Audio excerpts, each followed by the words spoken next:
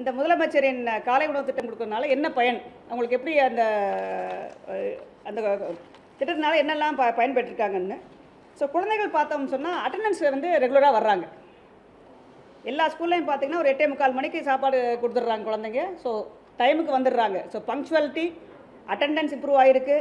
குழந்தைங்க வந்து ஆக்டிவாக கிளாஸில் வந்து பதில் சொல்கிறாங்க. குழந்தைங்க வந்து ரொம்ப ஆரோக்கியமாக தென்படுறாங்க அப்படின்றலாம் வந்து ஸ்டடீஸில் தெரிய வந்திருக்கு. ஆசிரியர்களும் என்ன சொல்கிறாங்கன்னு சொன்னால், நம்ம குழந்தைங்க நல்லா கவனமாக கிளாஸில் வந்து அட்டென்ட் பண்ணுறாங்க, அவங்களோட அட்டென்ஷன் ஸ்பேன் இம்ப்ரூவ் ஆகிருக்கு அப்படின்னு. அதே மாதிரி பார்த்திங்கன்னா நோய்பட், ஸோ நல்லா சாப்பிட்றதுனால குழந்தைங்களுக்கு வந்து நோய் எதிர்ப்பு சக்தி ஜாஸ்தியாக இருக்குது, அவங்களுடைய ஆரோக்கியமும் இம்ப்ரூவ் ஆகிருக்குன்னு சொல்லி ஹெல்த் பேராமீட்டர்ஸில் ஸ்டடீஸை சொல்லியிருக்கு. சிறுவர்கள் வந்து இங்கே ஸ்கூலில் வந்து நம்ம ஆரோக்கியமான சாப்பாடு தர்றோம். நீங்கள் என்னெல்லாம் தர்றாங்கன்னு உங்களுக்கு தெரியும். பொங்கல் வகைகள், கிச்சடி, உப்மா, அரிசி, ரவை, கோதுமை, சேமியா இதெல்லாம் செஞ்ச இன்க்ரீடியன்ஸாக வச்சு நமக்கு ஒவ்வொரு நாளைக்கு ஒரு மெனு போட்டிருக்கோம். அந்த மெனு படி நம்ம அந்த குழந்தைகளுக்கு இந்த காலை உணவு தர்றோம்.